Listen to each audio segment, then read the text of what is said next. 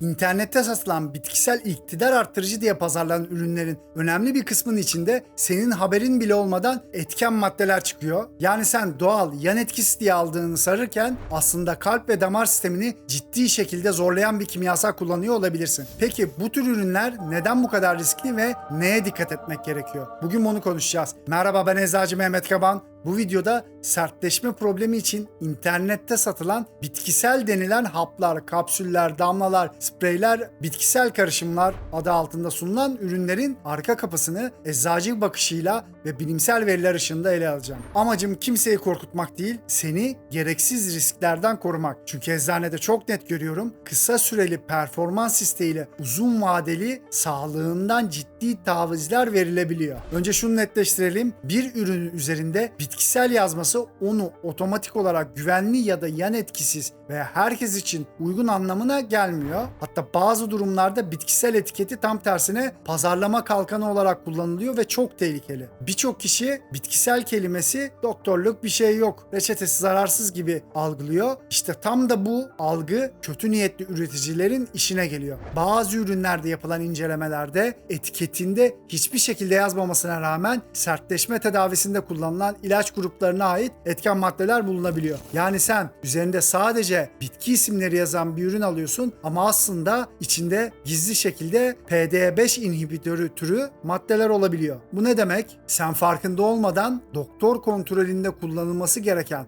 dozu, etkileşimi, yan etkisi dikkatle ayarlanması gereken bir ilacı takviye diye kullanıyorsun demek. Bu durum özellikle kalp hastalığı olan, nitrat grubu ilaç kullanan, tansiyon problemi olan hastalarda hayati risk taşıyor. Çünkü bu tarz ilaçlar bazı kalp ilaçlarıyla birlikte alındığında ani ve ciddi tansiyon düşüşüne sebep oluyor. Normalde doktor kontrolünde kişiye özel doz ve uyarılarla kullanılan bu ilaçlar bir anda bitkisel performans ürünü kılığında kontrolsüzce tüketildiğinde kimse ne aldığını, neyle etkileştiğini bile bilmiyor. Bir diğer önemli noktada internet üzerinden satılan bu ürünlerin üretim kalitesi ve denetimi. Dozaj standartı belli mi? İçerik analizleri düzenli yapılıyor mu? Hangi ortamda üretiliyor? Bunların çoğuna net yanıt yok. Etiketinde yazan bitki özütü miktarıyla gerçekte içindeki miktar uyuşmayabiliyor. Hatta bazen hiç yazmayan etken maddeler çıkabiliyor. Bu da hem karaciğer, hem böbrek, hem de kalp damar sistemi için ekstra yük anlamına geliyor. Peki insanlar neden bu ürünlere yöneliyor? Şimdi birkaç sebep var. Birincisi utanma, doktora gitmekten çekinme, bir doktora anlatmak yerine internetten bu ürünü sessizce alayım düşüncesi. İkincisi yan etkisiz, doğal, mucize gibi iddialarla yapılan agresif pazarlama. Üçüncüsü de arkadaşım kullanmış, memnun kalmış tarzı kulaktan dolma yorumlar. Ama burada bilmemiz gereken şu, internette gördüğün yorumların, videoların, kullanıcı deneyiminin önemli bir kısmı ticari amaçla yazılmış olabiliyor.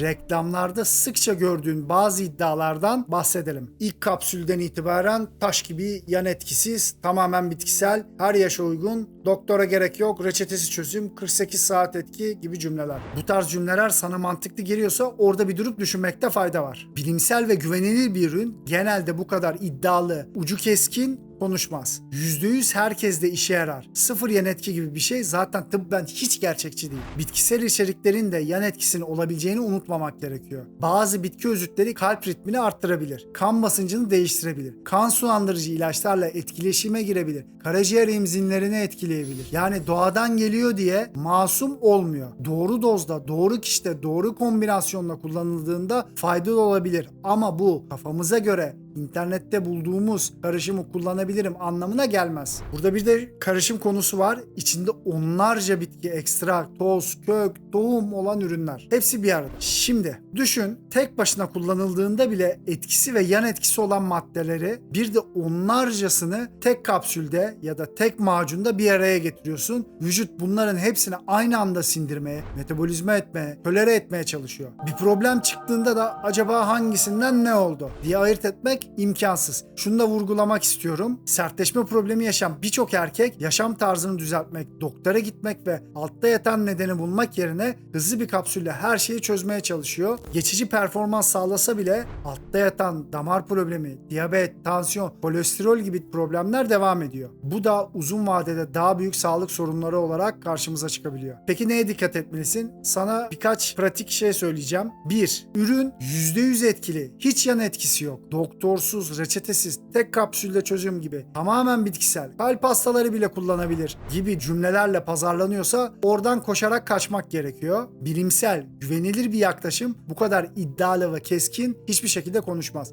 Diğer bir kriterse ürünün nerede satıldığı. Sadece sosyal medya reklamları, internet üzerinden satışlar, WhatsApp siparişleri, sahibini bilmediğin siteler üzerinden satılıyorsa bu büyük bir risk işaretidir. Üretici bilgisi belirsiz, analiz raporu olmayan, denetimden geçip geçmediği belli olmayan ürünlere, özellikle de damar sistemini etkileyen alanlarda daha mesafeli durmak gerekiyor. Burada tabii ki amacım hiçbir bitkisel destek kullanmayın demek değil. Ama kalp damar sistemi üzerinde sertleşme gibi hassas bir konuda kontrolsüz, gizli içerikli, denetimsiz ürünlere karşı uyanık olmanı istiyorum. Eğer bir destek kullanacaksan bunu kendi kendine değil, doktorunla ve eczacınla konuşarak güvenilir kaynaklardan, yani eczaneden ruhsatlı ve içeriği net ürünler arasından tercih etmen en sağlıklısı.